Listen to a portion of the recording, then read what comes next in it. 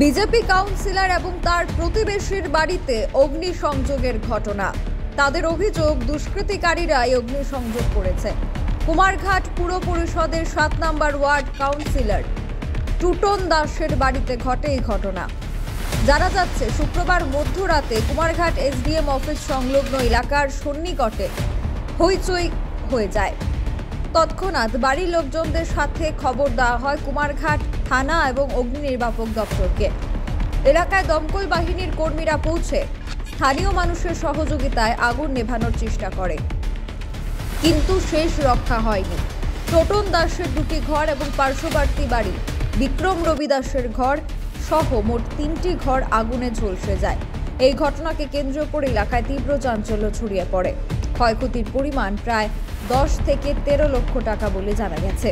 শনিবার সকাল থেকে বিভিন্ন রাজনৈতিক দলের নেতৃত্ব থেকে শুরু করে প্রশাসনিক আধিকারিকরা এলাকায় খোঁজ খবর নিতে পৌঁছেছেন। Bureau report, social Bangla. কিরকম লাগছে আগুনটা?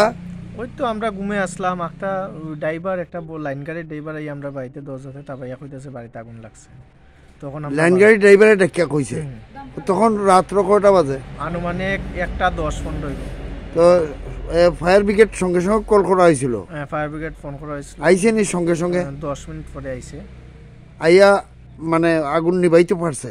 পারছে। এখানে একটা গড়ই জ্বলছে নাকি? একটা ঘর না, 2টা বাড়ি। 2টা গড় জ্বলছে? 2টা বাড়ি, একটা আমার আর একটা আমার পাশে। ও আচ্ছা, মানে দুই শরিকের বাড়ি জ্বলছে। তো কি ধারণা করা হইতেছে আগুনটা কিভাবে লাগতে পারে? ওই তো দুষ্কৃতীরা লাগাইছে। এটা স্পষ্ট ফেসবুকের মাধ্যমে হুমকি দিছে গতকালকে।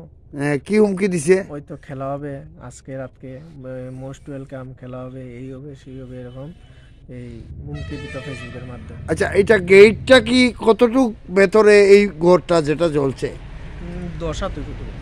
এই 10 হাতের মধ্যে একটা ঘর আছে, এই ঘরটা জ্বলে নাই? এই ঘরের পিছন জ্বলছে, এই ঘরের পিছন জ্বলছে। 10 হাত পরে আরো 2 শরিকের 2টা ঘর।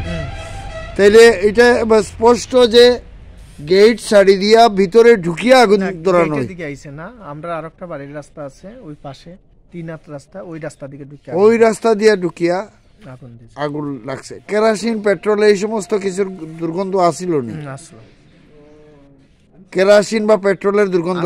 আগুন লাগার সাথে সাথে তোমরা আমরা ওইটা দেখছি অর্ধেক জ্বলে গেছে। তখন কেরোসিন বা পেট্রোলের গন্ধ পাওয়া গেছে।